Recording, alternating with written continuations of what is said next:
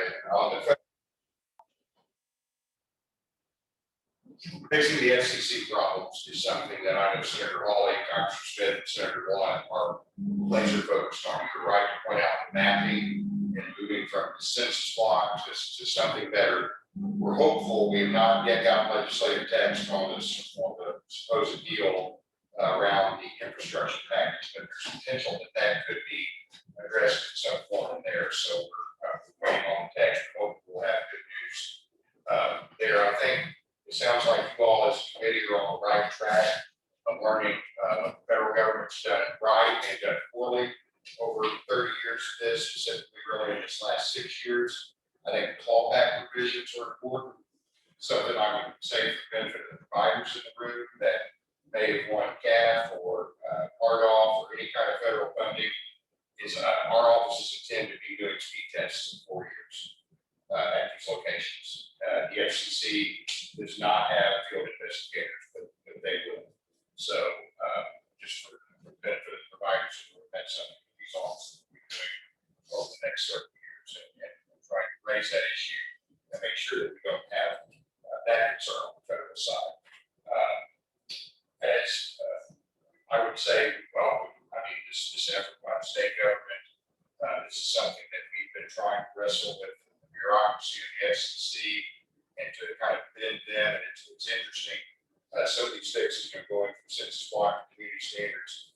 I tell folks it's probably the most bipartisan single issue. If you were to just pick out a single issue right now on Capitol Hill, that is probably one of the most bipartisan issues to support. So we're hopeful that in some of this legislative maneuver here this summer and fall, we'll see that things. Have to get a hats off to Richard and Extension, what they've been doing to help Baltimore County, and really they're serving a unique role. The RBCs are doing this as well, helping the communities connect with providers. That's not a spot that congressional offices are really best positioned to do, and so really well that element. A little bit to Patrick's point, I'm going to take off, speaking for Josh here, and I'm a constituent of the 8th Congressional District in Southeast Missouri. I live down in Syston. I have internet through the largest telecom company in the world.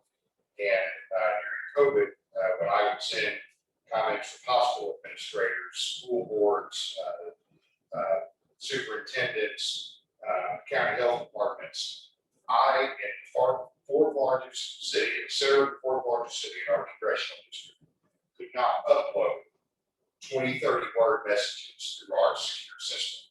And so I appreciate that the select committee, the interim committee here is taking the need to bring that upload speed up as well, because Mr. Robinson's point, that's what a lot of our major employers, in addition to quick, accurate download, they need the ability to transmit that data back to somebody else somewhere in the world securely. And so it is certainly, I think we're all aware of the rural areas have just the most tremendous challenges. But I would also, advise the committee that in the fourth largest city, if you get 15.1, and if you're in this congressional district, you better be happy for it, paying $60 a month, and you better go to your hotspot if you got to send a message to your boss in the city. So just really appreciate y'all being on this. Appreciate all the folks, the communities in the room, the providers. The only way we're going to fix this is together. And we really welcome your leadership, chair of the committees, and speakers, and the houses in this fight. So thank you for being here. Matt, the infrastructure bill that when I was reading it, that they've come to agreement. How much of that, might be broadband? We don't even have time. Okay. They're Senator Portman and Senator Manchin have said there's a deal in there. We're looking for text sometime Saturday, and I know that we'll be distributing that. I think there was a directive to the media from one of the senators to cancel their weekend plans, and that may be somewhat of our schedule as well. So we're going to be watching that. We're really hopeful for those fixes. If not in that, some legislative packet, because those changes are really bipartisan. Something that Josh, for example, Maggie signed in New Jersey, New Hampshire, something that they are interested in talking about a lot together. So it's very, very bipartisan, fixing those specific issues. So it sounds to me like all on the right track. We welcome the help of state state government to decide, and we'll go where we can. Thank you. So if we can hear from providers as far as I'm sorry, providers, what about them? providers, let them update us where we're at. Kevin, jump up. You don't mind where I'm standing from? Yeah, would you? Yeah, come on. These have been great comments so far. I'm really enjoying listening to y'all and knowing that we need to fix this. First off, thank you for putting this together. Thank you for getting everybody here. I'm the president of Big River Communications and also Circle Fiber. I know we have Charter here, we have AT&T here. I'm not sure if any other providers here. A couple things to talk about. The first thing, from a provider point of view, or from a business point of view, think about this. There's not the Ford dealership in front of you right now with a whole bunch of people out there saying, I want to buy your Ford. Why can't you get it to me? I mean, we're in a unique business where everybody wants our product, but we got to get it. Now, we talked about it. You're probably on my wireless network. It's not meeting what it needs to meet. It did when we built that thing. And when you say subsidized, we were part of the Mo Broadband Now initiative in which Governor Nixon put together that group. We got about $200 million in throughout the state, put that thing out. That wireless network did what it was supposed to do at the time when we built it, but it's not doing what it needs to do today. I'm more than happy to sit up here and tell you that. Think about this. Some of you may have heard of me. Here's an iPhone. There's a kid in first grade here in Perryville who has this iPhone. It's the oldest technology he will ever have in his hand. Me, of the gray hair, no hair generation, think it's the greatest. But for that kid, it's the oldest. 8, 10 years from now, he's going to say, I used to have to carry a phone around. Are you kidding me? And I used to only get 100 meg or 200 meg off of that thing. How do you see that? You know what? I had a typewriter. I got an electric typewriter. Oh my God. We're going to need any better than an electric typewriter? How about an electric typewriter with life is great. So when it comes to the Internet of Things, we only are going to need more and more bandwidth. We're not going the other way. We're not going back to having a rotary phone in 8 years. And so we understand it, at least, and I'm sure Charter and AT&T, they're great companies. They understand it just like we're doing it. You know, right now, we're building out, we have a massive fiber project that we're building in southeast Missouri. We have Jackson, we're doing Jackson, Cape Girardeau. I start Poplar Bluff in 2 weeks. Perryville starts first quarter. You know, I've met with Brent numerous times. We're going to build out all of our service area with fiber because fiber is the future. So what are we going to do on the wireless network? Our goal is to get the customers we can get with fiber onto the fiber network and free up that frequency. Because right now that frequency is sold out. And we stopped putting customers on it because as bad as it is, if I wanted to be money hungry and just get everybody else, you'd really be upset. And so we want to get customers off that fiber, off the wireless network onto fiber, free up that frequency because the Internet of Things as we go forward, it's going to be a combination. It's going to be fiber, it might be coax, where coax is sitting, it could be 5G. At the end of the day, you, the consumer, don't care. You want internet, you want it fast, you want it where you want it. I, as a provider, had to figure out how I'm going to get it to you. Now we talk about federal funding. Our project is a couple $100 million. I have no federal money. It is not negative. I did the federal. All right. And I paid the loan back on the federal side. The issue with the federal, you know, you want internet, you want it now. You got school starting here soon. We need them. We just talked about it, $250 million. Let's look at some of the things. When I did the federal project, there were things outside of providing services that are out of my control. I had to send letters because where are we in southeast Missouri? What did we have happen over 150 years ago, 200 years ago? I don't even know how long ago it was. The Trail of Tears. I had to send a letter to every tribe that was part of Trail of Tears with a check for $1,500 for them to tell me they did not leave anything in southeast Missouri that we may come across. And then if I came across it, what was my contingency plan? And how was I going to address coming across an arrowhead? Now, hopefully the feds aren't on here, are they? Because my answer was, I'm gonna put made in China on that arrowhead and just throw it on the other side. But that's just one thing. Then I gotta worry about the Indiana gray bat. What are you gonna do to come across an Indiana gray bat? Well, I'm not building in a cave. We don't care. What's your plan? Holy cow. We're in Perryville. We got caves. We got some little garden deal. I don't even fish. Okay, I got to go in there. What's your plan if you come across that? And so when you think about it, this all goes to the bill now. If I could put it in tomorrow, I'd love to do it. And then when you deal with the federal government, and again, they do armies great. I don't know if they do broadband that well. That you call them, and all of a sudden they're shut down. It just seems like everybody I deal with is a non-essential employee. Because, hey, I'm shutting down, I'll be gone for a week.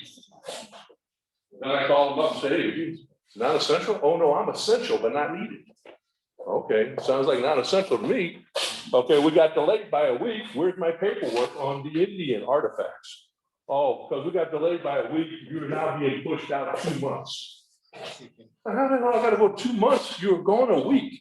Oh, our paperwork, we're very busy people. Now you take that with COVID, trying to deal with it. It's crazy. Our bill that we're doing, I'm not touching the federal money. Now, if there's a way we can work with the state and get rid of a lot of those rules and regulations and go with delivery of services, then I'm more than happy to step in and talk with the state. But it's just crazy. Now, the other side is when we talk about all this money coming out of the federal government, you're throwing gas on the fire. Because I'm doing the bill, AT&T is doing the bill, Charter's doing the bill. Well, guess what? You go give me all this money, who am I doing? I'm calling Corning. I need fiber. Okay, well, guess what? It's 2 years out now. Oh, I need bill of materials stuff. Yeah, that's 18 months out. But I got a federal guideline that I'm gonna give you $50 million and you got 18 months to build it. I know, but the fiber I don't get for 19 months. Well, that's your fault. And so there's just so much going on in this industry. I'd love to have everything built. We're building fiber, the speeds. We talked about the federal government's talking about 100 by 100. Look, I'm putting fiber in the ground. I'm not wasting my time with 100 by 100. It's a gig product that we're delivering. By the other way, you can deliver a gig product, but if you can't afford it, what good is it? So our gig product, I assume, hopefully you're getting $79.99. What are you paying me? $85 and you get 1 meg? That's a winner there. Okay, I hope I can sell more of those 1 gig or 1 meg for 85 as opposed to 100 gig. I mean, a gig product for $79.99. Then we go to communities where there's persistent poverty. We understand it. And so our slowest product is going to be a 300 meg product, 300 by 300. And that's $49.99. And now why is it priced at $49.99? Well, the government has that program. This is where I will use the government, but it's not where they are funding broadband for $50 a month for a persistent poverty family. So at $49.99, I'm not going to give you the 100 by 10 that they're saying. It's going to at least be a 300 by 300. And hopefully working with the feds on that. So I'm working like a Poplar Bluff with the housing authority over there.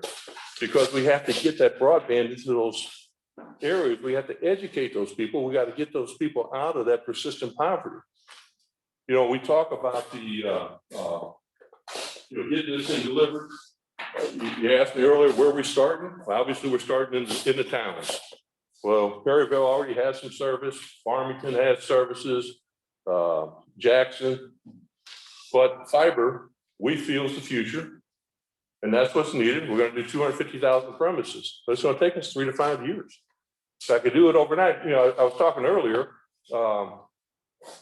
city of Perryville became a class 4 city in 1882. It's 139 years ago. They had 139 years ago to build out roads, They've had 139 years to build out roads, water, electric, sewer. And I'm supposed to build my network in 6 months. And I'm gonna drive everything to every house and premise in the area. It takes time to do that. And then obviously, again, working with the city, Brett's been tremendous. You know, we'll start in January to get this thing going. We understand the importance. I know AT&T does. I know Charter. They understand the importance of getting service out there. Yes, sir. Sir, what federal program is 6 month requirement? What federal program is a 6 month? You were talking about a 6 month build out. No. I said everybody wants us to build service. Oh, okay. Yeah. No. No. There was no federal requirement for 6 months. I'm saying everybody wants us at least in 6 months, if not sooner. Yes, sir. All right. Yeah. And by the way, when I started Jackson and Cape and I had that announcement, the guy in the front row was Brent. And then when I did Poplar Bluff, I made sure I called him that morning to say, hey, by the way, I'm gonna announce Poplar Bluff, but you're coming in January. And then he talked about real estate. A house with a fiber connection is 3.1% higher valuation than a house that does not. I've met with the Missouri State realtors. I've had realtor meetings, you know, with Mr. Soto. We've been out educating people on the need of services. You know, I hear, again, I think people are missing this too. We talk about Marble Hill. We're talking about businesses in those communities. I think what people don't understand and they don't realize is what's called the shadow economy and the impact the shadow economy will have. And what is that? Some of the first installs we did in Jackson, guy works for a company out of St. Louis. The second person is a contracted for graphic artists for a place in Dallas. He doesn't work under the work number in Cape. He works in St. Louis, the other guy works in Dallas. But you know where the paycheck goes? It goes back to Jackson. You know where the money goes that he spent for groceries and stuff like that? In Jackson. So there's a whole shadow economy out there. And when we look at our populace in rural America, it's going down. Our kids come home from Ole Miss or the Arkansas State or University of Missouri Columbia, and they sit there and say, Mom, Dad, I love you. I can't get on Facebook, Twitter, Instagram, TikTok. I can't stay here. I can't work here. And COVID really pushed that, especially from a business perspective. People working from homes. You know, the Wi-Fi. When that hit, we were the Wi-Fi providers that were putting in all those buses. And we put them out in areas at least to give the kids something. They had to get something. So we understand it's important. We have to deliver it. But we're starting the projects. We're building this out. I really believe in 7 to 8 years, everybody will have some type of broadband access.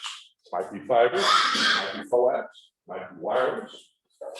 The electrification of the United States in the 20s, 30s, into the 40s is going on right now with the broadification of the United States. Broadband has to be delivered. It's an economic driver, it's education, it's telehealth, it's all those things. So I'm just saying, as a provider, and AT&T and Charter come up here and talk, I think I may have been saying the same thing they're saying. We understand, we got to deliver it, we got to get it going. But it takes time, it does take money, and you know, the investment's happening. Like I said, that wireless work did what it was supposed to do when it did. Still does for some, but it's not the future. It's just not going to do what we need to do. And the fiber is a driver. Yes, sir. To support what you're saying, I talked to a guy who went to economic development meeting in St. Louis, Missouri, about 30 weeks ago. And he said 87% of the graduates from college that they are losing space after they graduate. It's all time. And a lot of it's got to do with things like internet service and police service and COVID, whatever. Well, you know, and a lot of that goes back to that job. You know, if you go to Denver, I was just in Nashville the last 2 days at the National Fiber Connect. If you go to Nashville, it's happening. You know, there's jobs, there's things going on. You know what? We provide fiber to the Marquette, Texas business downtown, Cape. You go in there, there's not many, but they're in there, and it's kind of a vibe of being somewhere else. You know, these young entrepreneurs, you know, we have to give them that infrastructure so they can thrive and grow here. This is a great place to live. You know, you want to live in downtown St. Louis, you want to live here. So, I promise you, you know, there's not a mask mandate, or they have a mask mandate, but they need a bulletproof vest mandate also as you walk around that place. Kevin, let's take a few Okay. questions and then we'll see if Como and Mike want to speak. There was a question back in the back. Yeah, my question is, so there's a finite amount of people. And No, on the wires, what? not on fiber. I can deliver 100 gig on fiber. Fiber is just going to go bigger and bigger and bigger. You're still Fiber, splitting it among an amount of people. I'm sorry. You're still splitting it among an amount of people. So my question is, it's like, the people that do get it, they don't all need Ferraris, they just need something different. So like, and I deal with software engineering and software architecture. I'm uploading down a large amount of data. But the people that I deal with, they don't need 300 megabytes down. I live in a house with 5 girls, they're all on their knees at the same time, watching Netflix, watching YouTube, all this stuff. And you can get by with 50 or 50 megs. So I don't understand why, maybe, I think a problem with Missouri is what we're selling to them. And I've been honestly a victim of that for several different, providers. Well, 300 megs, what are you paying now for? 300 meg at $49.99, is that overpriced? Okay. If you're trying to bring light to a cave, any light is something. And Kevin, you and I sat in your office 10 years Yes, ago sir. as a superintendent, when I was at Bunker, Yes, sir. and we talked about these issues at that time. I think the overpriced circumstance of the 300 gig, you're looking at families, and I'm in the kid business. No, I'm no, a superintendent with 1,000 bosses. I will tell everybody in this room, you are completely and totally out of touch with the world that is coming, because a kid will live in a cardboard box if they have the ability to have high-speed internet. We look at it from a standpoint of our age, of going to someplace to buy a home for the purposes of the amenities in the home. The kids that are going to be coming in our future, the kids that are going to be dependent upon our healthcare, our transportation services, the people that are going to fill the jobs that are going to allow us to have retirement, will only exist in our communities if we change the way that we think about what we're going to bring to the service of making it available for them.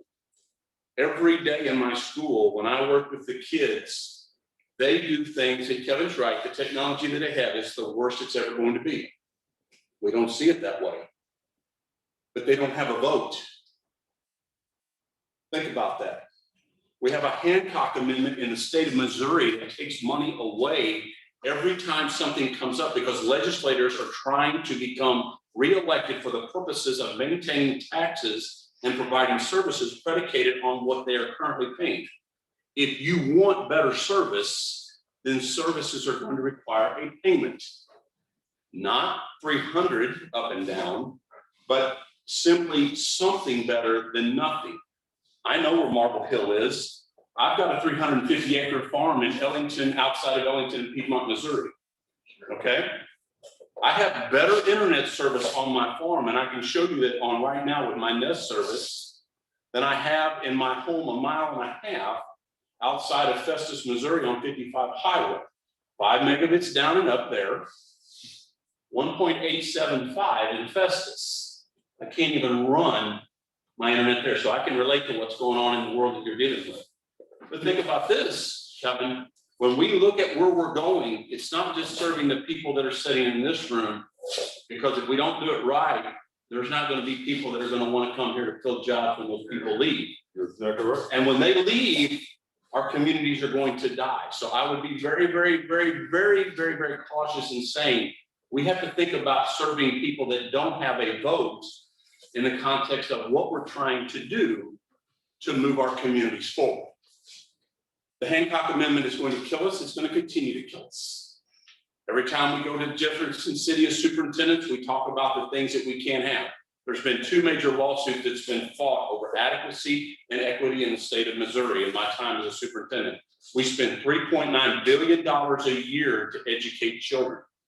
But what do we spend for the purposes of bringing high-speed internet to those same children when we were in the middle of a worldwide pandemic? And I've talked to Charter, I've talked to all of these folks, and my kids were struggling and their parents were struggling. Please don't get so caught up in the speed. And I know what you do, Kevin, is amazing. And I know what you guys are trying to do and what's going on with that. I just want everybody to realize that our futures in rural America will only continue to exist if we get off of fighting over who has the highest speed in the form of an ISP. Because if you go to a place that's got 1 gig and you've got 3 companies fighting over 1 gig, but then you have civil communities that want to get into the argument about the 250 you're going to give, and they want to get some more of that so they can put it in their own ISP, you're going to lose that money. And then the people that have nothing will still continue to have nothing. And that's the battle that you have to fight, because that is an animal that will continue to exist as long as politics is out there. Let's take that in a different direction. So it's not just the state that's going to get the money. The county's getting money. The city's getting money. So we're looking at it from the state. I got a county in my district, called me up and said, hey, we got this CARES Act coming down. What do you think? I said, well, I looked at the guidance, 2 buckets. You need to stay in these 2 buckets. Number 1 is online education. Everybody gets that. Number 2 is telehealth, because telehealth is never going away. So to your point, I've got a provider has a household with 27 different devices in it, all soaking up bandwidth. That's, we say, oh my goodness, now that's going to be the new normal, because those little things that, you know, go and clean up your floors are drawing down internet. All right, I'm still a vacuum guy. My kids think it's funny, like, well, you can, no. All right, that's the new normal we're looking at. The other thing we need to look at from a workforce development standpoint is these kids in 1st grade, half the jobs you see today by the time they graduate high school won't exist, or they'll be radically different. And I just saw a statistic, our Kansas City meeting, we had now 82% of the jobs out there, mid-level, i.e. some skill that's above an entry-level skill, 82% of them require you to know something regarding the internet. So these young folks, the digital natives, are not coming back to these areas if they don't have it. That's it. So I guess the question is, it's not just the state doing this. The counties have the money, the cities have the money. Is that something, and our county did it. It was one of the worst 10, same boat with Perry County. And if you're one of the worst 10 served in Missouri, you're one of the worst 10 served in the country. We've been that bad, folks. We were 41st until about a year ago. That ain't good. So looking down the road here, we got all this money flowing down. How many folks are actually out there saying, okay, we need to plan ahead. We're going to invest in people, not in things, i.e. road graders are great, but they're a depreciating asset. The kids are the real asset. That's who we want to keep. That's who we want to stay. That's who we want to come back. So is it something where we need to have that larger conversation to say, hey, counties, cities, whatever, you guys need to be in the same space with us? Yes. We have seen that very situation happen throughout the state of Missouri, where rural areas who do have a decent internet service, people from out of that area move in. There's a business in northern Missouri, moved there from Chicago, multi-million-dollar business. He grew up in the town, El Plato, or We'll play it. moved up to that town, moved to Chicago, wanted to come home. They had enough of an internet, there was a trunk line that could support his business. He moved his multi-million-dollar business to there. That was a huge economic boost to that community. And we've seen it in other places throughout the state where people come home if there is the internet to support their needs, their desires, their wants. And so we as rural Missourians have got to push harder for that type of information to be developed. we've got to be talking to our elected officials to say, hey, devote funds to, or however you want to go about that.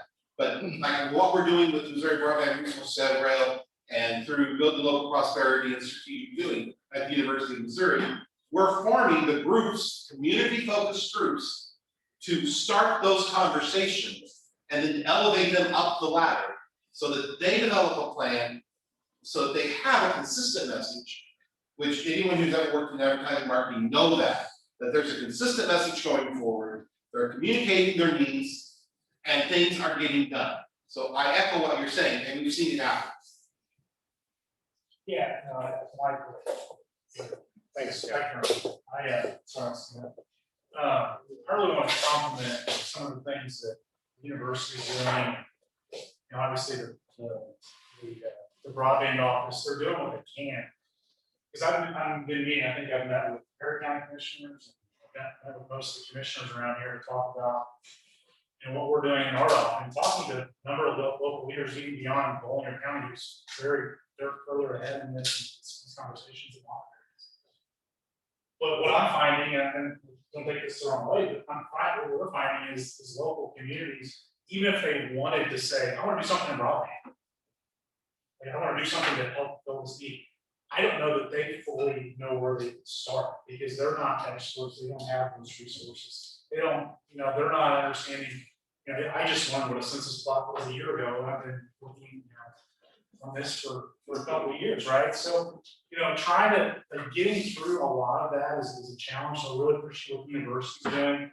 You know, I think we've got such a good broadband grant program in the state. It is, like we talked about, it is targeted. It focuses areas where it needs to go. You know, we need to figure out ways to create that coordination to make sure that all these providers have sort of a set of rules so that we are continuing to focus on the areas that don't need it. I'm on a task force in a city that won't remain maintenance. And you know, they're looking at broadband. There are 5 providers in the city. And the city's talking about doing using ARPA funds to build out their municipal utility to incentivize yet another provider to come in to serve. And it's like, guys, you know, and they have, you know, customers coming in to say, you know, residents coming in, my broadband goes down, you know, once a month, you know, from one of the other providers. And it's like, I'm with Bolivar County, they would give 2 legs and an arm to have crappy internet, gigabit speeds that goes down once a month, you know? Right? So it's this have nots is a so when we start talking about, you know, I can read through the RDOF that we're building out. We're hiring an entire construction team within our company across the country right now. I mean, we're building out 61,000 passings in the state of Missouri. Large portion of it is right down here in southeast Missouri. We're already in those areas. We're already in Cade and Jackson. That's why I've been really proud of our company is we got to focus $10 billion across the country in rural broadband investment, building off our existing network, going to areas that don't currently have service, but we want to focus on areas that don't have access to 25/3. Perfect example, we pulled out of one census block we reported RDOF for because CARES Act dollars went in, they built the network. There was no reason for us to build, there was no reason for taxpayers to be on the hook to spend dollars there.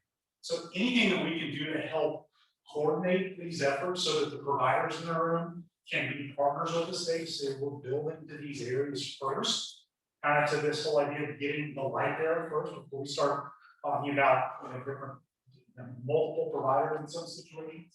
We've got to get to those situations where we're filling those areas. Anything else, whether it be going too far on what the speed requirements are or anything else like that, it creates a situation where instead of focusing on those areas that don't have it, everyone refocuses back to where they already came from, that already have service. And so, you know, anything that we can do from a policy perspective to help coordinate that, I think is super important if we actually want to fill the need of the rural areas that just don't have access. You know, so To go back to the legislation side of it, props to every one of you for addressing the commerce tax of sales of internet in Jeff City. Thank you for doing that. That was huge. But did you read the fine print on the other side where you gave the taxes back regarding the other side of the circumstance with the way that the bill was structured? We're not going to see a net gain. Only for a short period of time. But the point is that we are beginning a discussion here tonight predicated on a $250 million amount of money. And I just heard a businessman stand up here in front of me and said that his company has spent between 100 and 200 million in, I don't know how many counties, sir? Well, we're gonna probably be across 11 counties when we're done with this. Yeah, so, and I don't understand the business of what Mike does and what AT&T does and everything, but we're beginning an initiative, which is a great opportunity with a restriction of resource before we start. When you bring kids into a room, and that's what I do, and I give them a problem and I ask them to come up, and I thought, don't think about what the resource restrictions are going to be, let's fix the problem.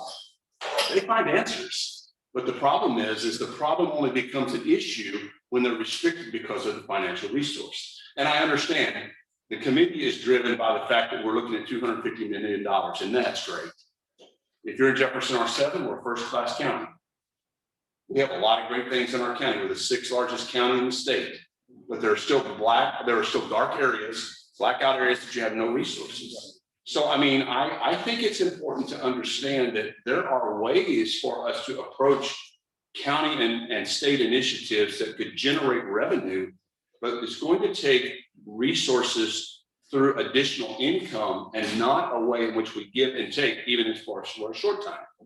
And I know that superintendents have a bad rap when it comes to talking about wanting more money, wanting more circumstances, and I'm probably as conservative as anybody in this room. But, and you were one, so you lived it on the other side. Okay? So you smiled when I said that right there. Okay? But the reality is that we have the ability to fix the problem if we don't look at it from the standpoint of the competition side of things. You heard Mike talk about pulling out. Kevin's doing what he's doing in his area and it's working well. The key is we've got to have better communication on where they are rather than trying to bring more to something that's already in place. And that's the thing that I think has to start. The population reviews and the density population. And then the last thing, and I'm going to shut up. If we're the 49th, Chairman, that means that there's 48 in front of us that must be doing it better. And I would like to ask, what's the top 10 doing? Because if we set standards in the state for us to be in top 10 for this or that or everything, what are they doing and how are they doing it and how did they get there? Because the zoo and some of the things that these folks in the back are talking about with our broadband initiatives can tell us some of that. If we ask them, then we can figure out how to work with them. Mike, thank you for your comments. Jomo, you got a few thoughts? Yeah, and I'll come up front since just, so everybody can see me, and I'll try not to move around so the camera can follow me a little bit here. And this is, and I want to just start my remarks by just saying that, and excuse me, by saying that, AT&T is willing to play with the federal money. I mean, we find today we're at a really unique place in time where, it's, we know that it's long past due to bridge the digital divide. And, as a company, AT&T does a lot of investing in the state of Missouri. We invested $1.9 billion between 2018 and 2020.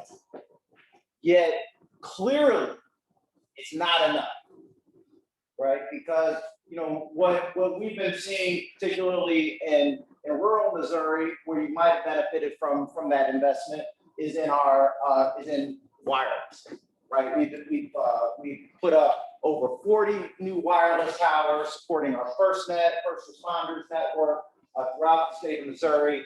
But again, we talked a little bit about wireless broadband, and Kevin did a great job in kind of laying out the infrastructure and the technology. And he's right, fiber is the future. When it comes to broadband, fiber is the way to future-proof your town, your economy. And I know we talked about, I agree with a lot of the comments, particularly around speed, because we know, hey, you know, like you said, we're not trying to, you know, we just need a couple of minutes, we don't need a gig, right? But that gig is gonna set your city up for the future. And that's why, you know, I think it's an exciting time. And there is money available. And, you know, we want to be creative. We want to work with our local communities, our local government, you know, because we want to explore what's possible, right? We are actively pursuing NTIA funds, for example, right? We want to talk to communities about ARC funds, you know, and this could come in the form of fiber. You know, fiber is the gold standard. Right, and we kind of discussed that it takes a lot of money. We know that money that's a tall order from a financial perspective, but that's what it's going to take. That incentive, that subsidy from government for a company like AT&T, Big River, Charter to come to some of these communities. Well, at least for AT&T, you know, I know Big River is not, but we want to explore. It could be, you know, home and fiber and business, you know, fiber to the business, fiber to the home. That's the gold standard. We also want to look at cybersecurity solutions, maybe putting up Wi-Fi mesh networks in your downtown. Think public Wi-Fi networks, smart city solutions. You know, Kevin mentioned, you know, those wireless. You know, we're sending all these sensors, you know, that are talking to our, you know, to our wireless networks. So there's smart city solutions that will monitor your lights, your trash, and extend your Wi-Fi capabilities in the city all at the same time. So those are the type of things we want to get creative. We want to have those conversations. We believe the time is now, you know, to act, you know, because government is stepping forward. They see the partnerships are available now. So we want to just be active in those discussions. So we're excited about that. A couple of things that you know have been touched upon, you know, are, you know, affordability, right? And, you know, AT&T, you know, like some of the others, we are participating in that emergency broadband fund that does a $50 stipend every month to cover part of your internet if you qualify. We also have something called Access from AT&T that can provide internet for as low as $10 a month for low-income households. So we have some solutions. Because we also recognize that you know, because of our history, because of where we've deployed our fiber networks, we've put in a robust fiber networks only not to realize our investment back, right? Where, you know, in some places adaptability is an issue, right? So there needs to be a bit of digital literacy in terms of educating folks on, you know, the need for it. Working with device distributors to get affordable hardware into people's hands. If you only have, you know, if this is your computer at home, you're not going to buy broadband, right? But you need to have a laptop or a PC in your home to understand its use, right? But you know, it's pretty hard to apply for a job and do your homework through this. People do it, but part of that is if you don't have a computer in the home, and you don't have a computer in the home. And you need, you know, and that's also, you know, an obstacle. Yes, sir. The question I got is a lot of what you were talking about and the smart features coming into the towns and everything. This meeting is about the rural community. Sure. What can AT&T provide for the rural community? Because everything I'm putting out is just a hotspot because you don't have fiber networks in the county. Kevin said he's going to work on building fiber network, but I'd like to know how you're going to build that out, because are you going to target just the areas with fiber network that have a lot of people? Because I live down the street and I'm the only house on the block. You're not going to run fiber just to my house. So I'm still going to be a wireless customer. A lot of what you're talking about is city-based and not community and county-based. We're talking about the rural community here. And how the rural community, we have a lot of customers that are on your service in this town that are getting 1 to 5 meg. And on his cell phones that they're running off of, they're getting more speed also. But a lot of times their cell phones are data cap, they can't do what they need to do, they're trying to hotspot on themselves. I know a lot of people in town that have a personal hotspot through AT&T and got kids. Kids can't do that, and I love the idea that you got fiber running through the county. Perry County, if you look at the map, there's no way you're gonna get fiber to every household in Perry County. And then you still have a major wireless issue and community issue outside of just the hotspots in this town. So we're gonna build out the fiber, and by the way, I get a call once a week from my carrier, I promise you, somebody after calling me about when you're coming out there. And as the end customer, and I said this earlier, whether I use fiber, or I use wireless, or I use 5G, or whatever, you really don't care. You wanna get what you need to run your business and do everything you need to do on a personal basis, or business basis. So I'm building out fiber. I'm gonna also offload that wireless network, and we will have a mesh type network of different technologies to deliver what we need to deliver. You may not get a gig, but I heard back here, you might get 50 meg, you might get 300 meg, So 500. you're gonna run in basically the important areas along the highways in the county. Well, it's so capital to get a return on my investment, so I can build out to the other areas that need. That's what we're doing. And but we understand we have to get broadband to every premise, some type of broadband that can deliver what we need to deliver. But I'm not afraid to say, you're correct. I'm gonna build out Perryville, and then the areas around Perryville, and what we will end up doing is, you'll see, you can go look at our site right now. People put in addresses where they live when we open up that community. And so all of a sudden, if we have 25 people who are down the county road, and by the way, it's $25,000 a mile just to put fiber down. And then I go out there and deliver a $79 product, my payback is a year $13,052. I get it, I'm just saying, I mean, a lot of it though is gonna be the same wireless technology we're using. Because you're gonna have to up that wireless technology to get to that same point, because you can't run fiber. Yeah, I have to go back and redo that whole wireless network. I got it upgraded, I gotta get that frequency, I gotta clear it out, put the people I put on fiber. You're exactly right. And we gotta get it built out there, we gotta deliver what we want to deliver to you. And, one of the things you talk about, on the product, I have no data caps. Okay, I've heard people call, no data caps, no contracts. That's all we're doing. We're deliver what we're gonna deliver, if you don't like it, you can leave. But fiber and then a wireless combination. And then it might be, we have charter, who's building out using some of the federal funds in some areas that are underserved. If they build it out and deliver it, I probably won't go there. If AT&T delivers something strong that meets the needs of that particular community, I may not go there. But this is where we have to, and that's where the broadband mapping comes. And at the end of the day, it's what is best for the community that we can deliver what we need to deliver so we can grow the population, keep the population, and grow businesses. So, a term we are is co-opetition. Or something, I compete against these guys every day. We're like that old cartoon where the dog and the wolf show up at the outside the farm, they clock in, hello Ralph, hey Bob, and they chase each other all day long, they clock in on the way out. You know what? This co-opetition, we compete against each other. There's areas where we have to work together. So.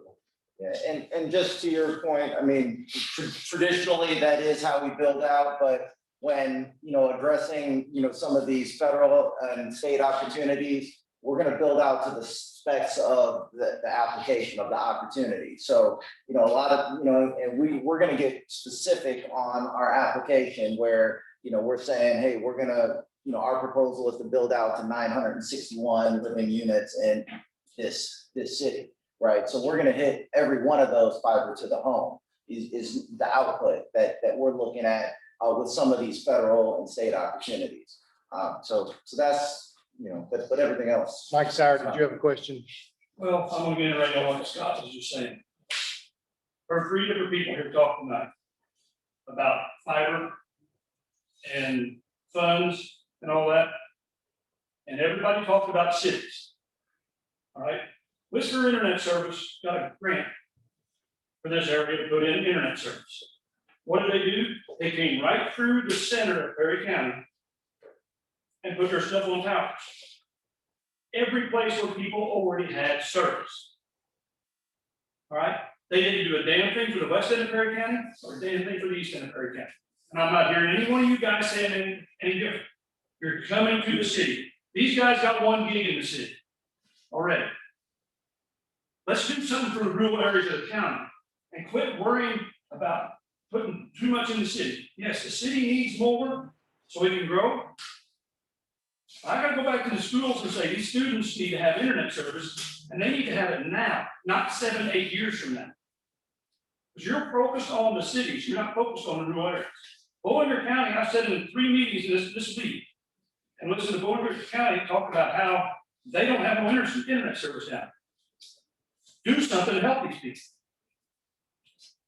Well, and I think too, from the legislative standpoint, if you're gonna offer an opportunity for millions of dollars, it needs to be competitive. I mean, what happened to the free market? I mean, there's a demand for this service, but somehow the free market's not working real good because everybody has to rely on a subsidy. But, okay, so if you want to give an incentive, I agree with that. But I would make it a competitive incentive, not to build a gig, because nobody needs a gig. We just need the basic stuff. Right. To run Netflix, to run whatever, to get the basic internet. We don't need gigs in rural. I mean, I would take 30 megabits. All right, I don't need a gig. So make it competitive. If you wanna build all the fiber, do all that you want, but that's not gonna serve, it's not practical. Here's how the state fund works, It's all not right? practical. There's we call a hierarchy. And number one is unserved, i.e. you don't have 10-1. Okay, that says unserved. A lot of folks out there still on dial-up. 2% of the state's on dial-up still. Why? Number 2 is underserved. 10-1 to 25-3.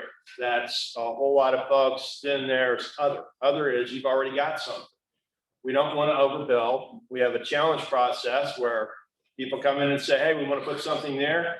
Somebody else can say, oh, au contraire, we're already there. Why are you overbuilding us? Exactly what you're getting at is what we try to do with the state fund. That's why it's constructed the way it is, to get out to the end of that gravel road so people can get this stuff now, not 18 years from now. And that's that whole thing with the 3-year clawback. If you're not doing what you do within 3 years, give us the money back. So we put stuff in the statute, it's already there. It's the accountability part of it, we've done that. That's been there since 2018. So what we're trying to do here is pair up resources with providers and get an idea of what the level of need is to get those resources out to people who need it right now. So that's what we're trying to do. And from our perspective, you guys, your comments are well taken, because like I said, we're already here, we're not building any more in Perryville. So we want to build off of that, and to your point about being competitive, that's why we support the grant program. Like, we want it to be competitive.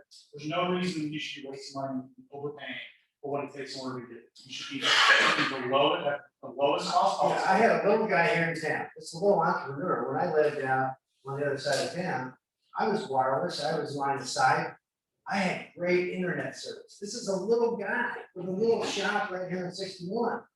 And I got 4 or 5 sticks that are 300, 500 foot sticks all around my house. And yeah, you can run fiber to those sticks and then put radios on there and send it out to all these people that are all around.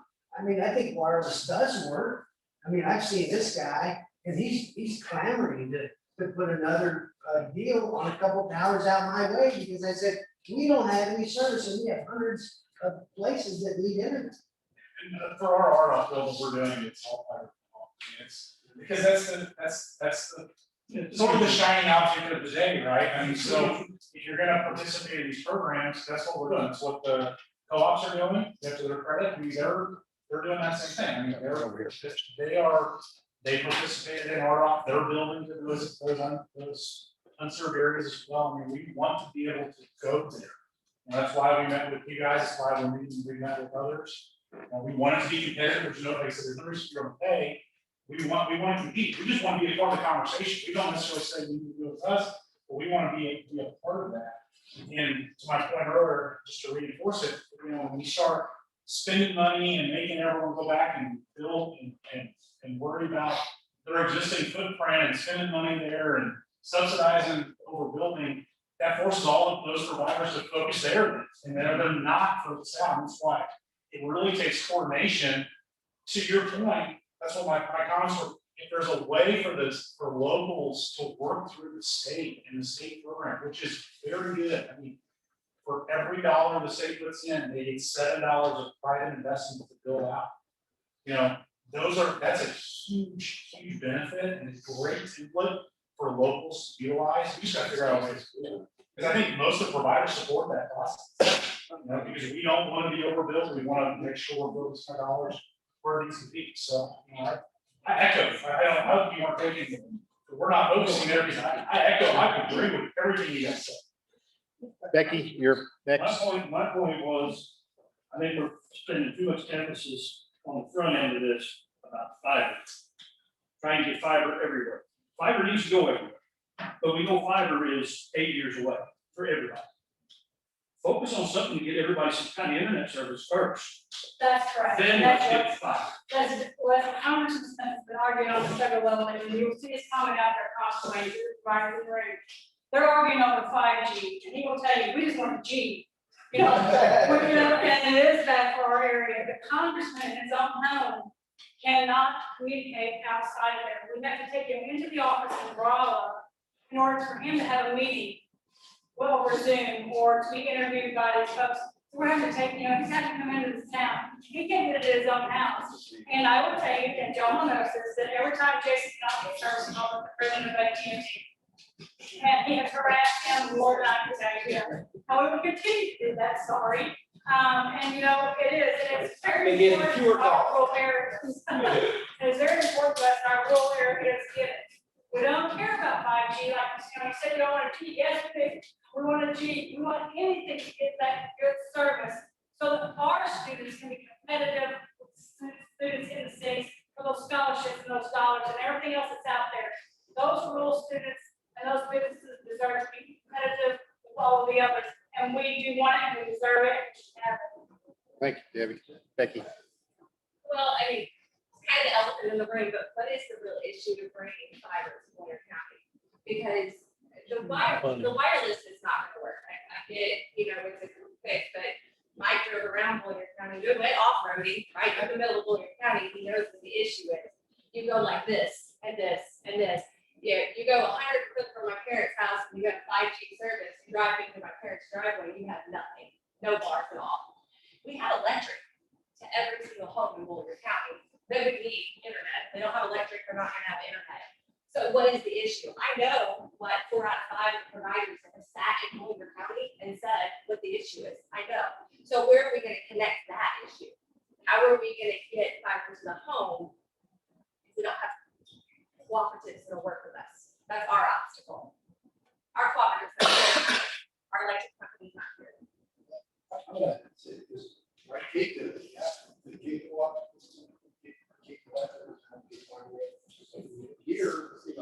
you know, see what there's. My understanding is that That's what I got. I've gotten out of 4 out of 5 of our providers. It's a fad, is what one said one time. What? Internet's a fad? So was peanut butter at one time. No, I just built a house. They absolutely put a wire right to my house. Yeah. Right, with power. And so I understand that there's getting fiber there would be supply issues. I mean, we have infrastructure. Yeah, we've got whole city there. We're throwing money at internet providers, which I'm glad. I've had 5 of us in the room with me talking to you different times. I'm glad. Throw money at our electric co-op and put some pressure on them and say, hey, come on, you've got electric to that person's house. Now let's put some fiber on that pole and get them. Take that money in Missouri. Yes, exactly. We're waiting. Stand up and say what you want to say. Yeah, what did you do? Why were you able to do it? Because I need to go and tell people what to do about this. Since Okay. 2017, no single fiber was set out, invested $52 million for some money. We we basically took a mortgage out on our electric co-op to build this fiber. We did get some cash funding. We could have gotten $8 million in cash funding, but we were bid down and we got $1.8 million over 10 years. Got $20,000 to help build that. ROF money, we could have got like $60 million, but we were bid down again. We ended up with $8 million over 10 years. That does help. It doesn't pay the interest on that $52 million loan. Since 2017, we've built 1,800 miles of fiber. Pretty much to every electric meter that's a residential meter that we have.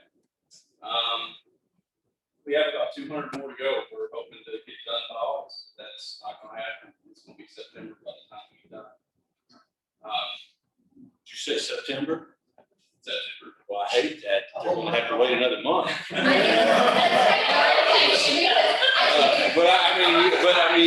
I'm hearing, I've sat in the president of Ameren's office and I've listened and I've talked with him, and you know what he told me? We would be happy to work with you in situations to run some pilot opportunities with poles if we could get around all of the context of easements and everything that are involved with all of the poles and the wiring and everything. I don't understand those laws. Okay, but I mean, the thing that and he was very professional in receiving me, and you know what he said? This is a serious problem for our future. We will work with you. Let's find a way to make it happen. But we could not get past all of the bureaucracy and everything that you're talking about with the bid downs, and because we were small in the room as compared to being the elephant. And that's what bothers me when I hear conversations like yours. Congratulations on what you're doing. It's just going to be September. If I can jump into that before we go to the folks up here, we actually have another process we haven't really talked about. It's make ready, and it involves lots of moving parts, including easements, including pole attachment agreements, including territorial, all sorts of stuff. One of the people that came to the Kansas City Town Hall is the chairman of the House Utilities Committee, a gentleman named Bill Kidd, and Bill's all over this. So that's something, it may not be something that comes out of this committee, but it's something we've talked about across the state. We need to take a very serious look at how we can open these things up where folks can cooperate on a much higher level than they have. It doesn't need to be adversarial. It needs to be what you said, basically cooperative / competitive. There has to be a happy medium in there somewhere. Other states are looking at this. Some of them are actually doing it.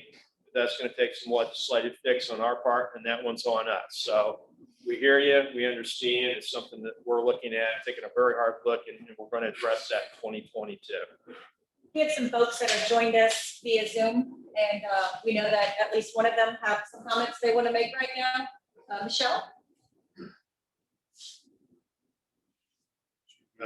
Can you unmute yourself? Thank you.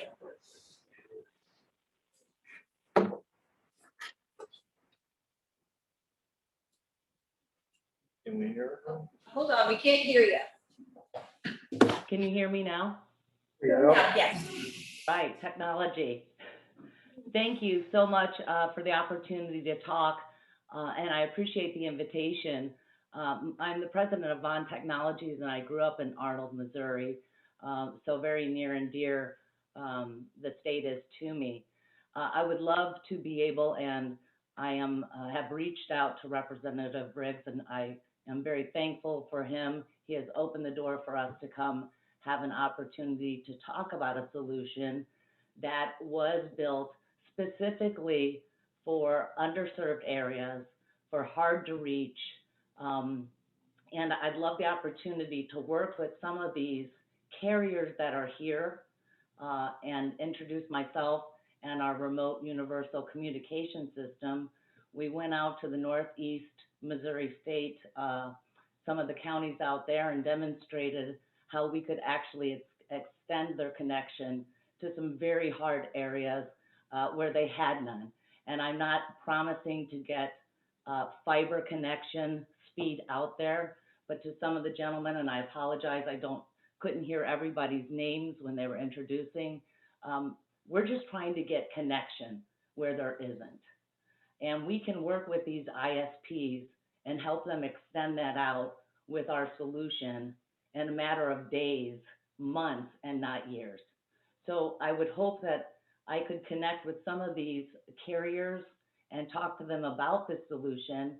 It is working and running in very remote areas and in North Carolina, in West Virginia. And as I mentioned, we've been working and have letters of support from many of the superintendents in the Northeast Missouri states, where they too are very challenged, where they're claiming to have connection, and it's just not working. So I welcome any introductions and to share any information I can on how we've been able to do this at a fraction of the cost and the fraction of the time. We are just simply trying to bridge that gap.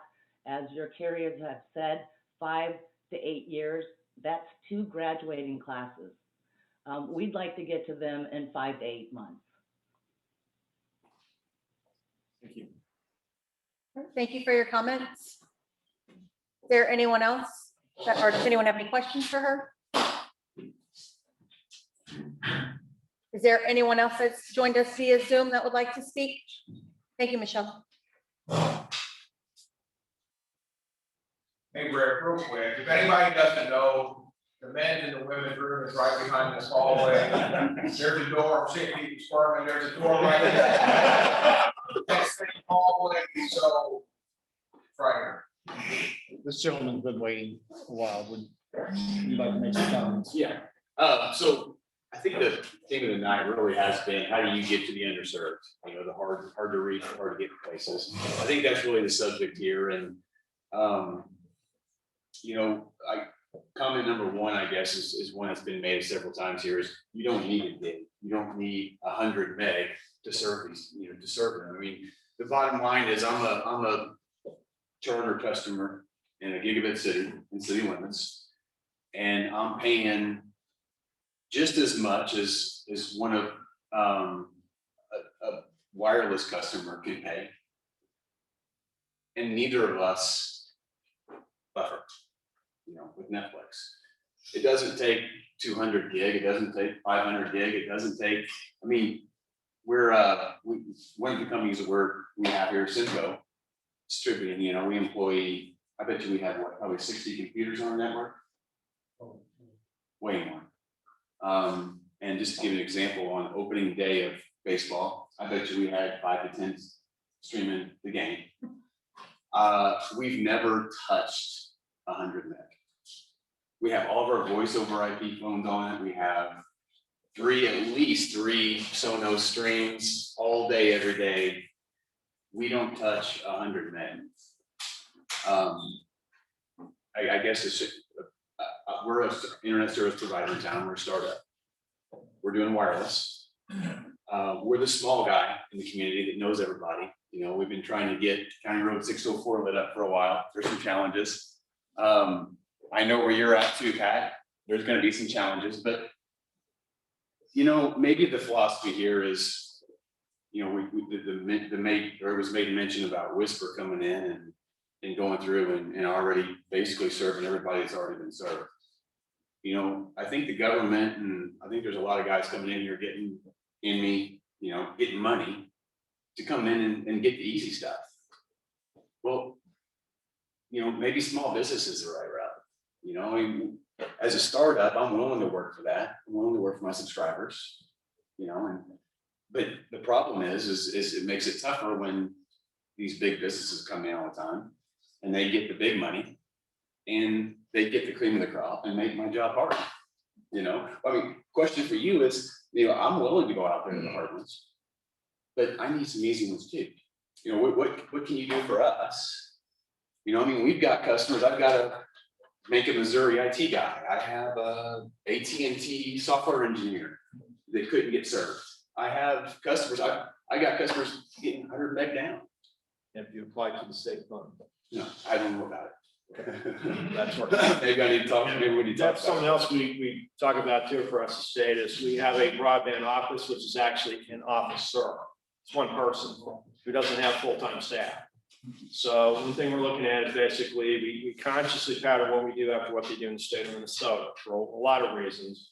One of which was they had 4 or 5 FTEs full-time equivalent employees who do nothing, they go around and make sure that people are doing what they say they're going to do. You sign a contract, you're going to deploy whatever you say you're going to deploy, you're doing it on time because they're out there literally checking on you physically on the ground. We don't have that capability here in Missouri yet, but that's something we need to work on. So state broadband fund, put the money into it. Folks like this, the smallest grant they get is $25,000. Not a lot, but it's better than nothing. Sure, and small business, I mean, not to interrupt, but small business, we don't need that. Guy coming into our. Why we not put going to the our- state fund in place is exactly for what you're talking about. Another thing people forget, we did HB 1768 last year, was my baby. I'm proud of it. One of the reasons we did that, Bill, was exactly what you've mentioned. We had whispered to what was 170 out of $255 million. For what? For doing what they did, which not everybody was completely happy with. It took them a while to get there. And the reason they put up municipal broadband districts, put that into the statute this year, is based on something happening out of Vermont, where a carrier came in and did something similar, fell flat on their face, and basically knocked out, because of the size of the state, the entire state of Vermont for 10 years, which is the Fed penalty when you fall flat on your face. So they basically had to create those districts out of nothing, because nothing was getting done. They did that out of necessity. So there are different ways of getting at this. You know, municipal districts is one. I'd like to get some language in there. It didn't quite make it across the finish line to say political subdivisions, so counties can form up districts to get that money out. The counties are getting lots of money too.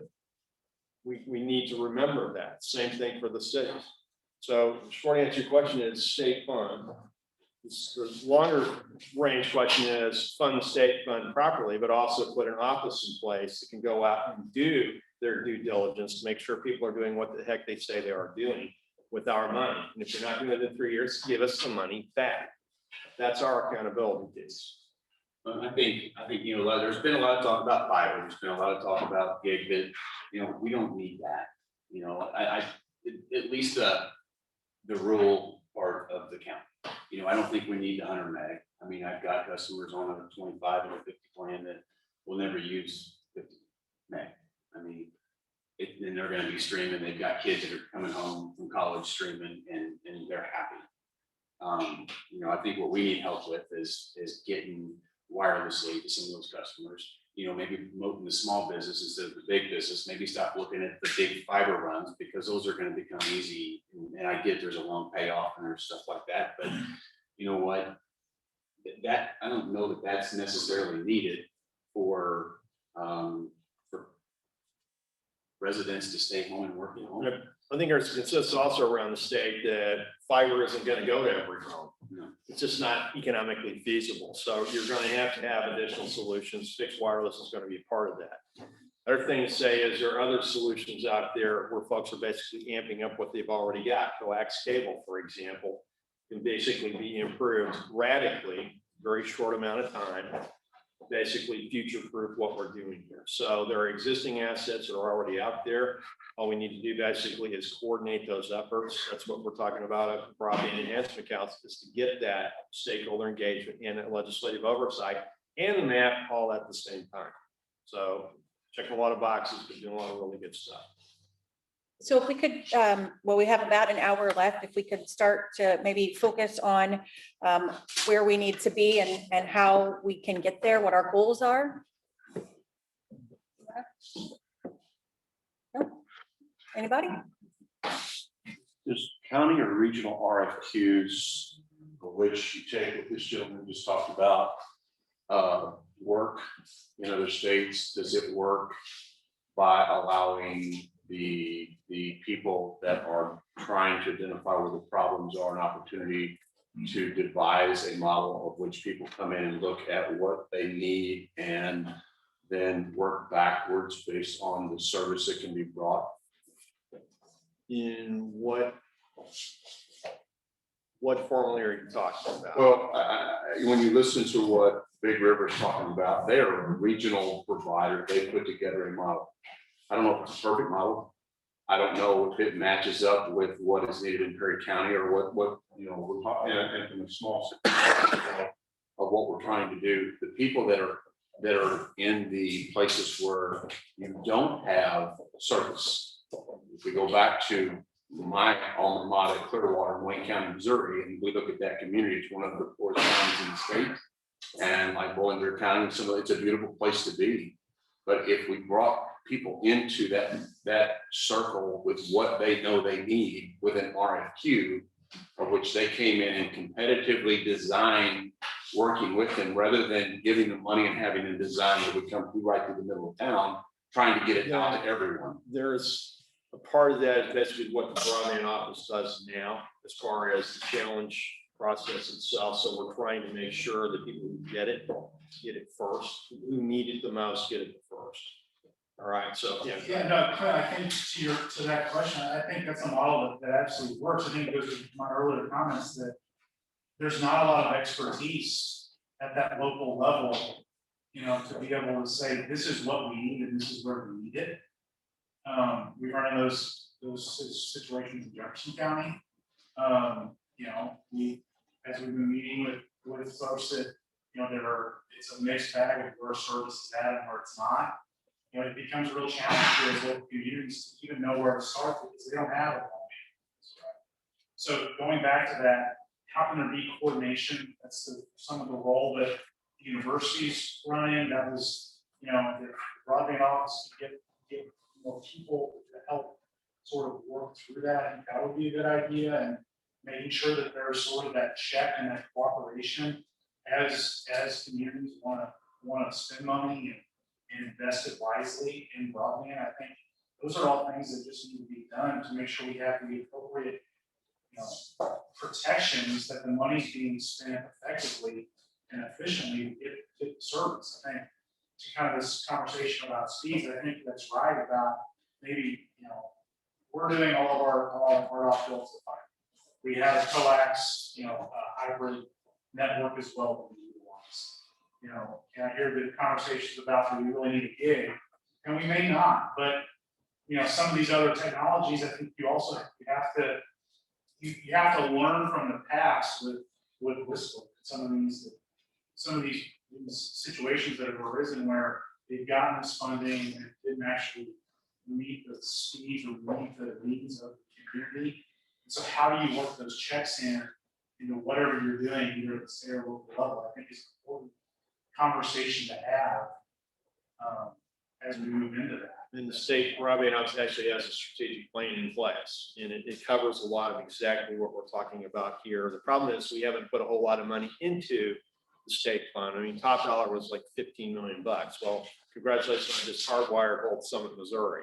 I mean, 50 million does not go a long way, but when it's targeted to folks who have nothing, that's the difference. It's exactly what you're talking. That's not that literally. That's my great grandmother who kept a kerosene lamp in the back of the room, and I asked her, "No, what's that there for?" Well, if the lights go out, I have it. But she was like 55 when she got electricity into her house in the 1930s. It's like, that's a gentle reminder of what life was like before I could turn on a light switch. That's what we relied on. And that's where we're at in a lot of these rural areas. There's frankly nothing there.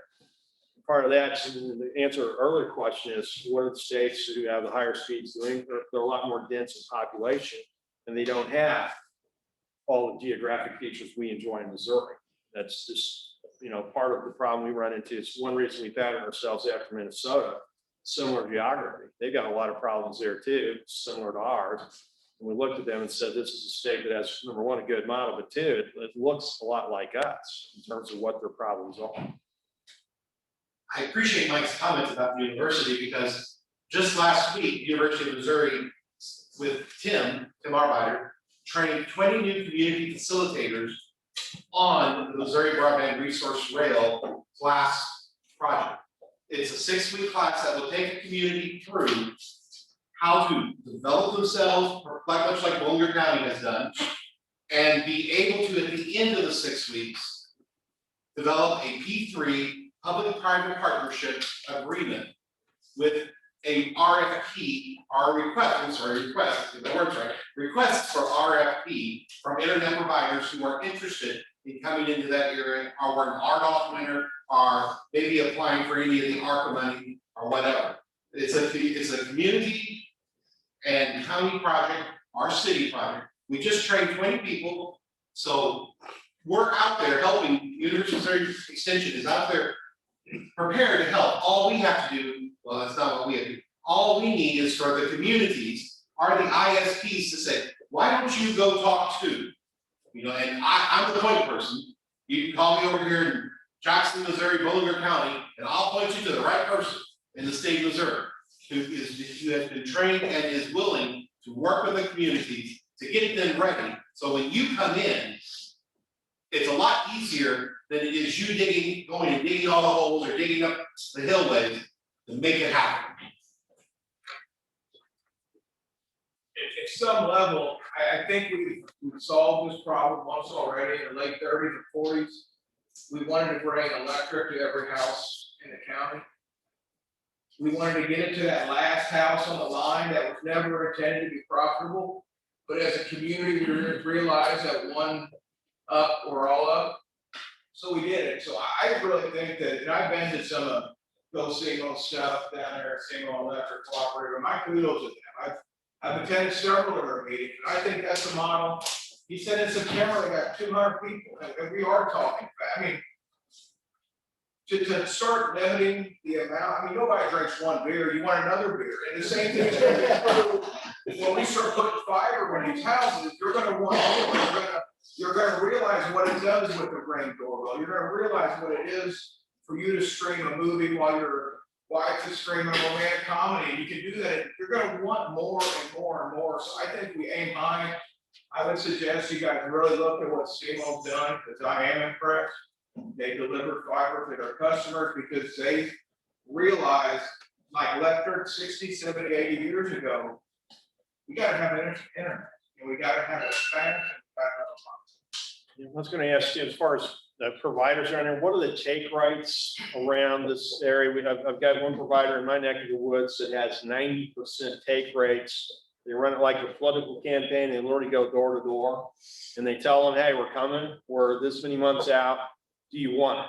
What do we get for that? Well, they tell them what they get for it, and 9 out of 10 say, yeah, I want that. The ones who don't want it are typically a little older than I am. They think that the internet is email and Facebook accounts so they can follow their grandkids. They're going to regret not taking that when it's time to sell that house, because somebody's going to want to buy it. So anybody hear me as far as take rates? I mean, the industry standard 55, 60%. What are we looking at in this area? In an area where we had a competition, we take our take rates about 60%. In non competition areas, we're at 80, 85, 90%. And those are rural areas. Some of them are, communities of, anywhere from 500 to 1,200 people. Southeast. What else? Yeah, that's kind of want to piggyback on Brent there. I mean, there's probably parts of South Central Missouri that still don't have electric because of the phones. That's just the reality of it. So, to be able to promote that in those rural areas to get that built out, I don't know that you have to force the electric co-ops. I mean, there's electric co-ops that they are not in a position to make that kind of investment. So either you have to help them make those investments, or we need to develop a broadband specific co-op. Okay.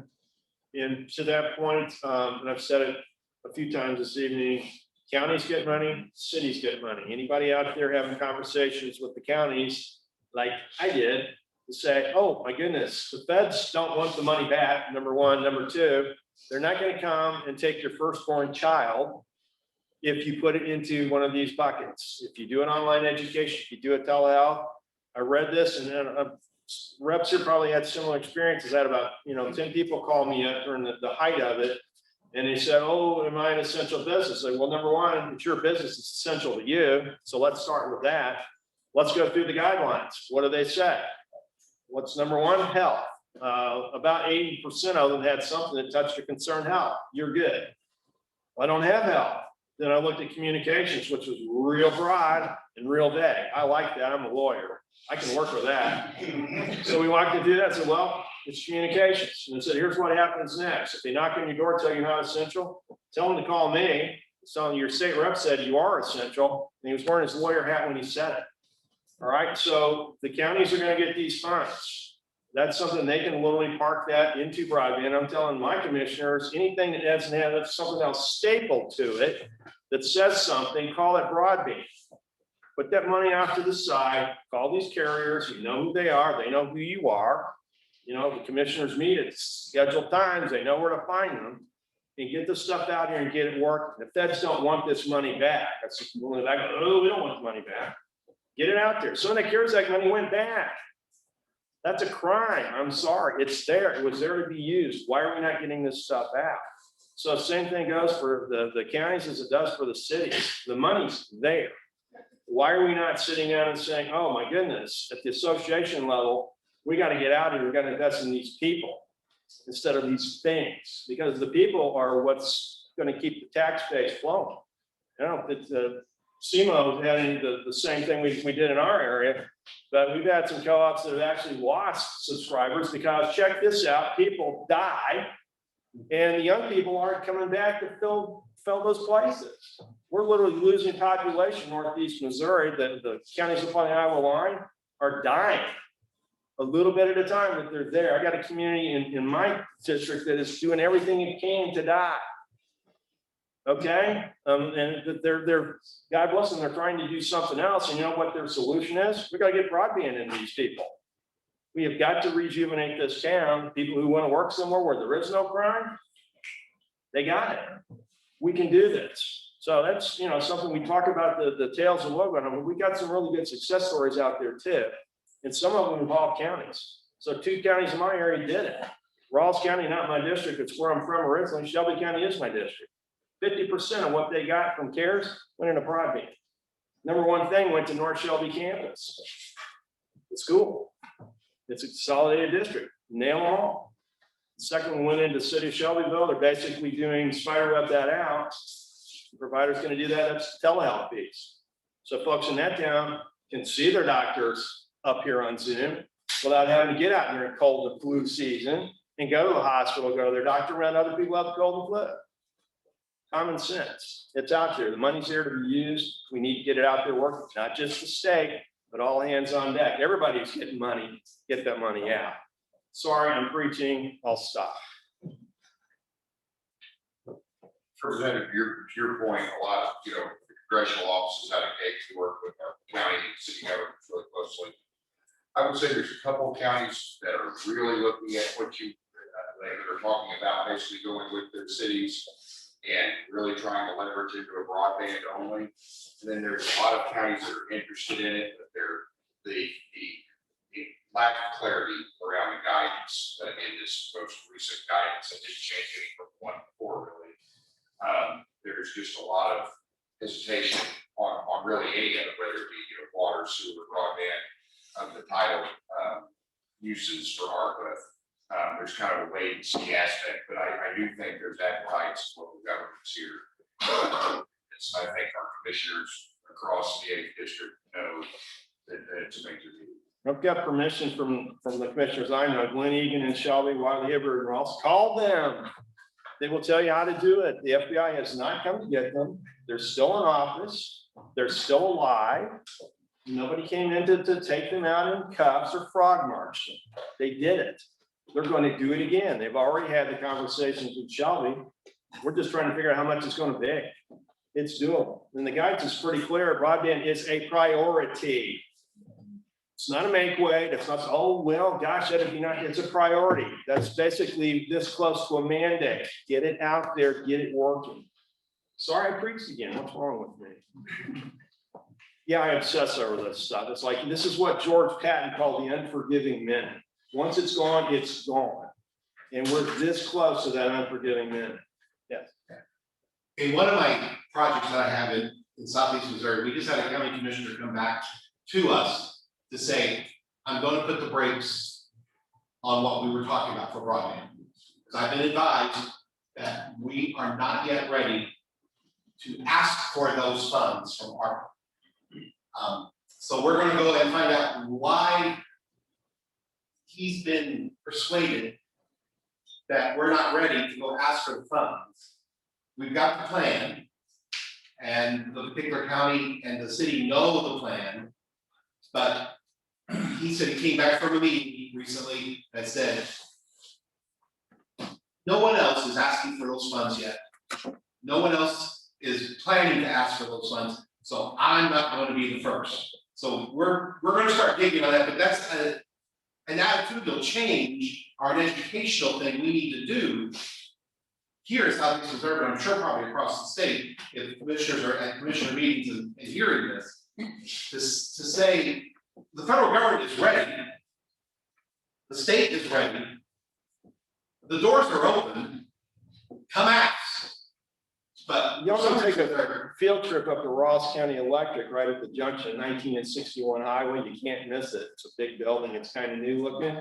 Walk in there, ask for Lynn Hodges. He will walk you off through it. He will hold your hand, whatever needs to be done, but they've done it. And they were one of the ones that had the shovel ready money. Remember that? They were shovel ready. They've been deploying ever since. They took that initial federal round and they have been going out there ever since. They have never stopped improving. They switched out their system twice because they keep upgrading the equipment. Yes. No question. As far as the guidance that you know so far, from CARES Act, we have to be careful not to overdo it or do anything else. County or city spends ARPA on broadband, so there will be prohibitions from getting money from the state to do the same thing. Is there any kind of guidance along those lines? You're not supposed to stack the feds with other feds, so you're not going to get block grants on the top of the ARPA. It's my understanding, and y'all can correct me if I'm wrong.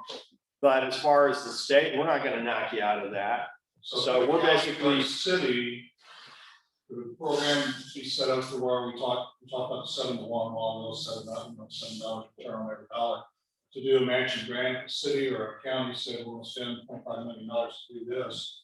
And then like we do our highway funds with the federal matching, the state be willing to then kick in with that county 20% more, 40% more, something like that. That's a question you would have to go to the state director as far as what the mechanics of that look like, but I'm not aware of any prohibition. Assuming that we put that kind of money in, and the indications are pretty good.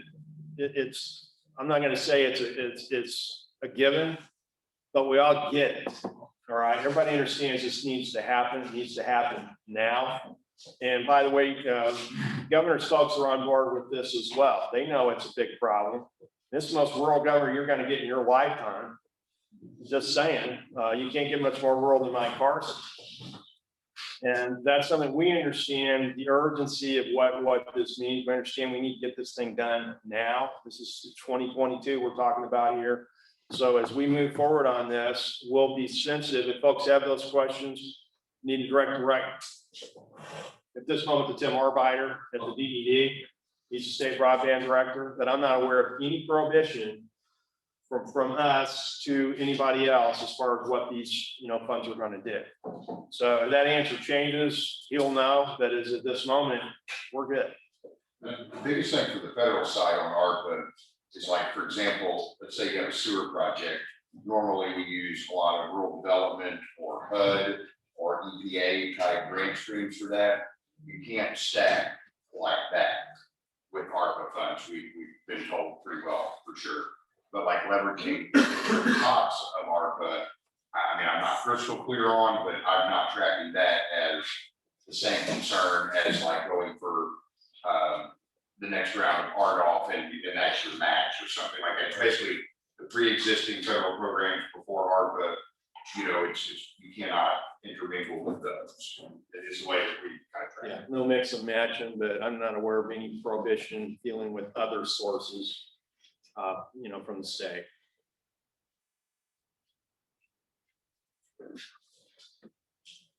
Anybody else? How specific do we need to go when we're asking to use this money for broadband? Because right now our plan is to, hey, we want this amount of money to, help entice XYZ provider to come into our county. So what's the process to determine that? So some of the counties basically putting together committees and sit there and go through the priorities. And say, okay, we rank them 1 through whatever. Here's how much we have available. Here's the recommendation. Of course, what the counties decide to do with it is up to the commissioners. But at the same time, you've got these other groups out here looking like we're doing with university, where folks are basically coordinating their efforts. Your RPCs are looking for them with university extension with money. Okay, they know everybody in the state. They deal with every level of government, and they talk to the feds constantly. They talk to the state constantly. They talk to the mayors. They talk to the commissioners. So the best resource in my area is I call my RPC and say, okay, what do you think? And they will steer you in the direction you need to go, because they're all over this stuff. It's what they do for a living. They deal with this stuff every day. So the answer to that question is as specific as you can make it is going to be fine, but have somebody looking over your shoulder every step of the way. And that's why God created RPCs.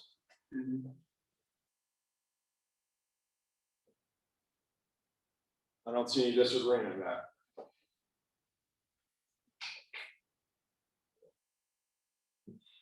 Any other comments?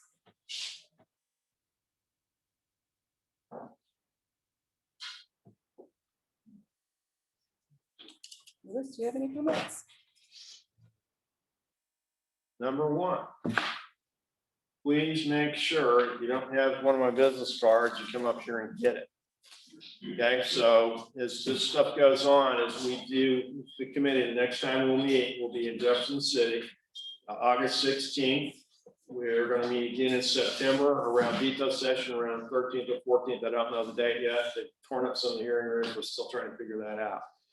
But what we're trying to do is to get as much information from as many people as we can, stakeholders, providers, you name it, folks who have these concerns, so we can use them to inform what we do, not just with appropriations, which is the money part, but the policy part, the statutes. So if we need to do something with the state standard and now it says 25.3, we get that feedback. We're only as good as what we hear from you. That's why we're out here, is we want to hear it. I said earlier, the good, bad, the ugly, all right? All of it. We are charged basically with preparing a report by the end of this calendar year. I would like to get it done by December 1st, because that's when we can start pre-filing bills. So my goal is our November meeting, October, but we want to hold that basically for folks we haven't heard from yet, who we need to for whatever reason. We'll basically hold that one as sort of our fail safe. November meeting, we'd like to sit down as a committee and talk over what we see. We'll have the shell of report ready to go. We'll have the information there for folks to review it. And that at that point, we will start talking about what we need to do in terms of recommendations. So one of the things I did, I went back to law school in 2012 and I got my certificate in mediation. And what they tell us in mediation is active listening. So summarize what you've heard and to make sure everybody's in agreement before you walk out the door. That way we get people closer together. So what I'm hearing from folks is the rural areas are suffering. The schools are suffering. We've got a lot of folks out there who are doing without, and you want universal access. You don't care what speed, you want something. Is that an inaccurate statement, or is that accurate? Okay, so and that's why we have these in different corners of the state, because we have different conversations. So number 1 is we need to get something. Number 2 is we actually have folks in our midst who are doing this best practices. So you got a county that's actually sitting down and working through this right now, that has people you can talk to in University Extension who can walk you through the process if you want to do basically the same thing in your own county. So we're going to have Marshall Stewart come in and testify in August about exactly what Mizzou is doing. And you guys may not realize this, but Mizzou has also been sort of league leader in telehealth. from day one. University of Missouri Hospital and Clinics has been basically the engine driving this conversation. So we're going to hear from Marshall Stewart in extension. He's going to walk us through what this looks like. And it's not just Ballinger County. Clinton County is doing it too on the northwest side. So we've got two going at the same time that are different levels of engagement. All right, so we're going to be able to talk about what's going on in different parts of the state, but it's the same basic subject matter. So we will have that basically to say, hey, we've got the model out here. The template has been struck. We don't have to reinvent this wheel. Folks out there already doing it. Third thing, resource rail. Folks who aren't familiar with that, I think that's news to a lot of folks here. You need to boot that thing up, take a look at what it does. And we've talked about the maps and how bad the maps are. That happens everywhere we go. People don't know where it is. They don't understand what's going on. The maps are out of date as soon as they're published. So resource rail is actually doing that for us. It's not a state resource yet, but does anybody here disagree? It needs to be. All right, so that's another area we need to focus on is the mapping piece, and we need to do that at the state level, because frankly, and my federal friends will agree with this, the feds aren't going to solve that one. They are too far behind on that. FCC has no, they're getting better with census block, thank you, Lord, but the maps are still going to be a problem, and that's a thorn in our flesh we need to take out. And I think this is something we need to agree on. All right, same thing goes with the dollars, the 250 million we're talking about, assuming we get that 7-to-1 investment because it is more user-friendly. It does have grants that go down to $25,000. It's not adversarial. You don't have to have lawyers. You don't have to hire consultants to get at that money. It's there to be used. Everybody agreed that is a good number for folks to say, yeah, we can get behind that. Okay, and see, when that time comes, we're going to have a list, and it's going to have your emails on it. And chances are at least one of the four of us up here is going to send you a nice little reminder, hey, House budget's about to take this thing up. And the ask is $250 million. Would you please let folks know on budget, we need this money now. All right, so Senate Appropriations, that would be Senator Hageman. He's a Northwest guy. He's the other side of the state for me, up north of I-70. So we'll rope him in here too at some point and sit down and say, hey, it's 250. I've already had that discussion with him a little bit, but not extensively, but we're getting there. Senator Gannon will take care of him. She's shaking her head. Yeah, she will take care of Hageman. Thank you. Yeah, Hageman's one of those guys, so they did a survey a while ago. You could exempt one senior in the Senate from term limits. Hageman won. It's like 40%. Nobody else is in double digits. He's just that good. But he's a rural guy like us, so he gets it. Is there anything out here I haven't summarized that we need to take back to Jefferson City with us?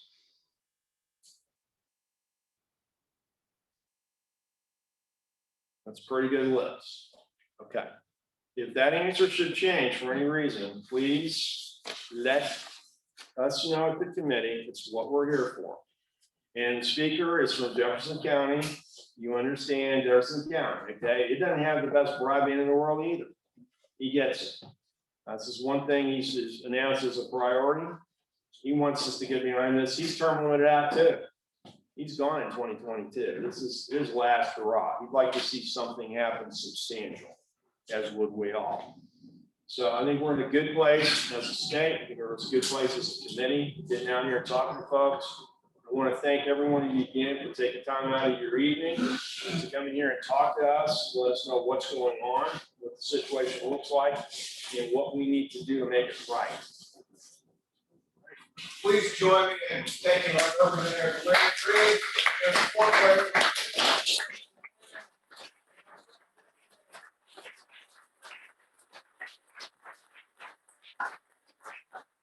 Also, if anybody didn't sign in, we have this list up here. If you could do that for us, please.